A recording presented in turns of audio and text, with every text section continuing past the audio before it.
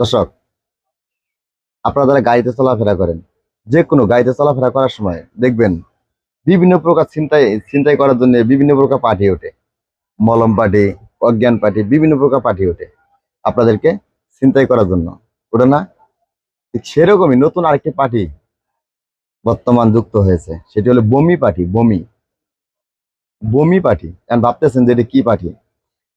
এরকমই একটি খবর প্রকাশ পেয়েছে অনলাইন একটি পত্রিকায়। এই খবরটা আমি আপনাদেরকে পড়ে শোনাচ্ছি, আপনার মনোযোগ দিয়ে শুনুন। দেখুন আসলে ঘটনাটি কি ঘটেছে। অনলাইন এই পত্রিকাটিতে হেডলাইন দিয়েছে, বাসে বমি করে ছিনতাই, গ্রেপ্তার 2। এটা হচ্ছে হেডলাইন, ঠিক আছে? এখন মূল আলোচনাটা আমি করতেছি। বাসে টার্গেট, ব্যক্তির শরীরে বমি করে তার কাছ থেকে ছিনতাই করে একটি চক্র। প্রতিবাদ করলে ওই যাত্রীকেই ছিনতাইকারী বানিয়ে মারপিট করে। কি বুঝলেন? বাসে টার্গেট, ব্যক্তির শরীরে বমি করে তার কাছ থেকেই ছিনতাই করে একটি চক্র। প্রতিবাদ করলে ওই যাত্রীকেই ছিনতাইকারী বানিয়ে মারপিট করে। চক্রের 2 সদস্যকে গ্রেপ্তার করেছে নগরের বন্দর থানা পুলিশ।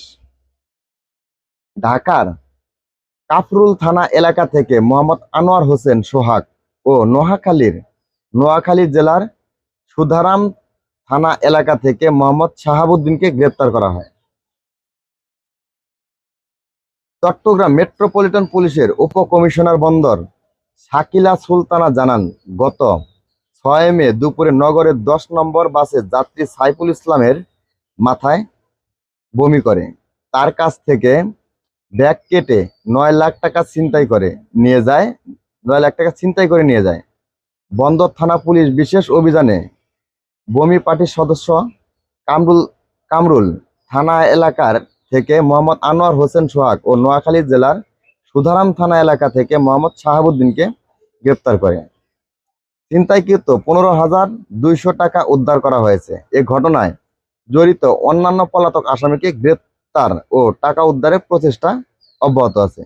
গ্রেপ্তারকৃতদের বিরুদ্ধে সিএনপি ও ডিএমপির বিভিন্ন থানায় চুরি সহ একাধিক মামলা রয়েছে। দর্শক, কি বুঝলেন? আপনি যখন গাড়িতে চড়বেন আশপাশে দেখে শুনে চলবেন। বিভিন্ন প্রকার চক্র বের হয়েছে, ওদের যা বুদ্ধি, ওই বুদ্ধি আপনার আমার মাথায় খেলবে না। ওদের মাথায় যে বুদ্ধি, ওই বুদ্ধি আপনার আমার মাথায় খেলবে না।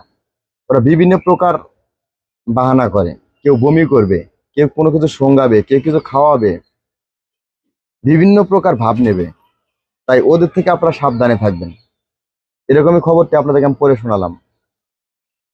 আপনারা তো অবশ্যই শুনেছেন। এরকম নিত্য নতুন ভিডিওগুলো পেতে অবশ্যই পেজটি ফলো দিয়ে যাবেন। আর ইউটিউব থেকে দেখলে সাবস্ক্রাইব করে দিবেন। আমার নতুন চ্যানেল, উচ্চারণে যদি কোনো সমস্যা থেকে থাকে আপনারা ক্ষমার দৃষ্টিতে দেখবেন। এর সাথে ভালো থাকবেন। আল্লাহ হাফেজ।